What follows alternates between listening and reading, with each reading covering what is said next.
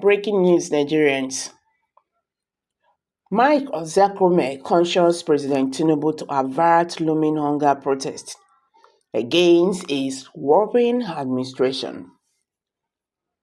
Chief Mike Ozekhome is a constitutional lawyer, human rights activist, pro-democracy campaigner, the senior advocate of Nigeria, SAN.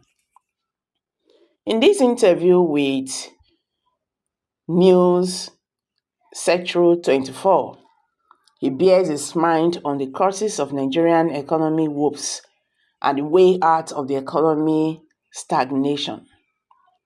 There is a palpable tension over proposed protests by Nigerians between August 1st to 10th, bordering on the state of economy collapse.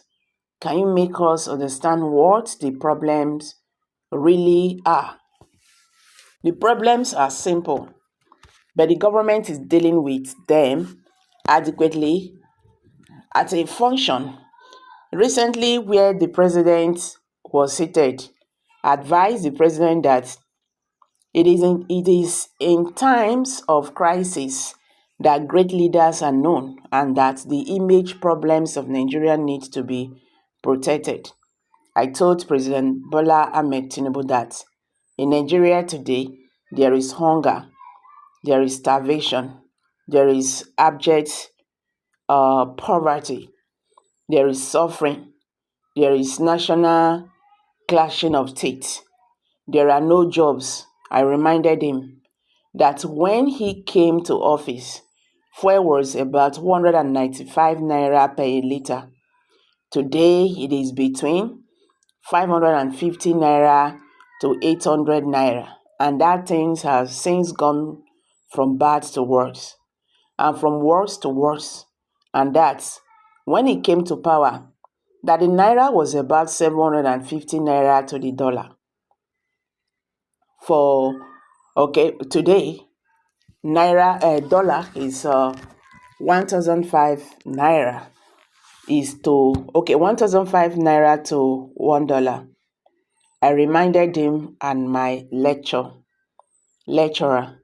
I told the government and my lecturer meant to say, I told the government and the audience about late Ake's theory of what he called a discalculation economy, and you consume what you do, not produce. And I said we produce crude oil, which we cannot consume, and we consume refined produce gotten from this crude oil, which we sell to the outside world, and which we cannot refine and therefore cannot produce. So I therefore advise the government that it must engage the youth, because today the Nigerian population has the highest youthful population in the whole world. So the Nigerian population of about 229 million people, of it 70% of it is below 30 and 43% of it is below Devil's Workshop. And I am now repeating it because that day I give the example of Kenya like Nostradamus, the man who saw tomorrow. I normally see things ahead, predict and tell the government what to do so that things do not go bad. In 1987, I sued IBB as the president of Nigeria, but I must be banging down at the Armed Forces Ruling Council, AFRC, and the Attorney General of the Federation against the removal of oil subsidy. This is the same oil subsidy we are still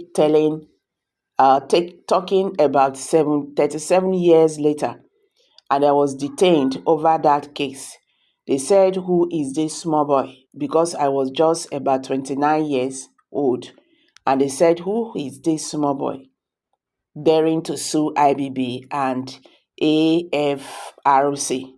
Now, if you read the National Concord of December 30, 1987, 37 years back, you will see this story there. On the 3rd of July 2014, at the 2014 National Conference, I moved the motion that Nigeria should revert to its old national anthem, Nigeria We Hail Thee, and I did write the book by that title in order to emphasize it's titled Nigeria We Hail Thee. In the national conference, they carried my motion unanimously, one of the few instances that the 492 delegates overheard a consensus on any matter. It was consensually carried, and we all got up without prompting.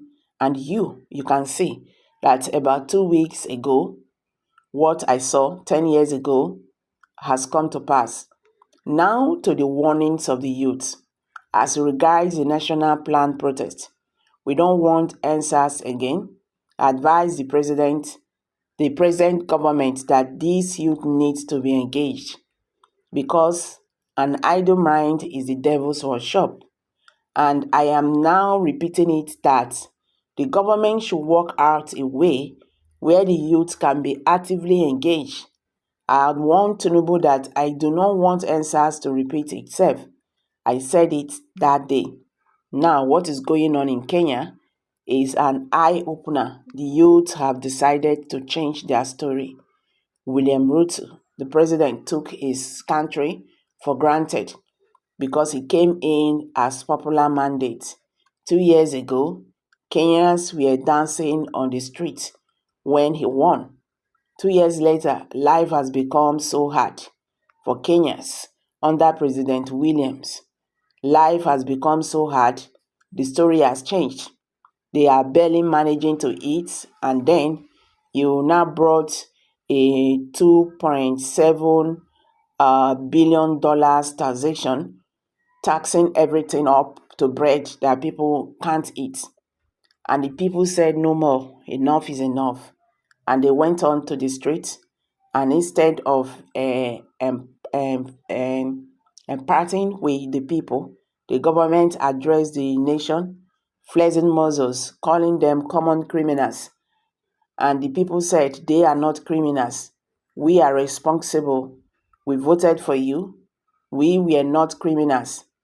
When we voted for you, how come we are now criminals? Because we are telling you to rule us well. They took to the streets. The military and the police came hard on these people, using live ammunitions, tear gas. As at today, about 39 people have been killed, to the extent that one human rights organization had to go to the High Court to obtain another restraining the police from using live bullets and ammunition. Now the situation in Kenya is still tense, and William refused to back down even after the president, the president Wednesday last week, 26th of June, now came on television, literally apologized. I feel you, I hear you louder and clear. I will withdraw this bill. It is not going to be signed into law. But even then, the people said no more. You see, a goat is known not to bite. Only a dog is known to bite. But I tell you one thing, if you push a goat to the wall, it will turn around when there is no further place to go beyond the barricades. It will turn around and bite you. So Nigerians are being put in a situation where life has become more and more meaningless, where we have water everywhere like in the ancient marina, but not fit enough to drink, where we have light from gas flowing, not from NEPA or PHCN.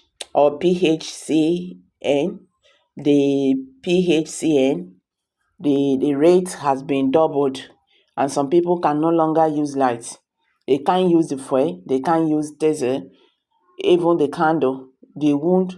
they would have used the price of everything has gone up. To buy a tomato, 1 cube of tomato now is like what you used to buy a dozen at least at last year. Okay, guys, we can't continue again. He's just trying to, warn President Bola Ahmed Tinubu what is about to before Nigeria. You can't beat a child and say you don't need to cry. You don't beat a child and at the same time close the child's mouth not to cry. It's not possible. So Nigerians are reacting to what is going on. This is not the time to use muscle. If you use strength, if you say you are powerful, last now you go feel them. You get. There are the people who put you there. They have, in fact, the people who put you there, they also have the power to remove you. That is the truth.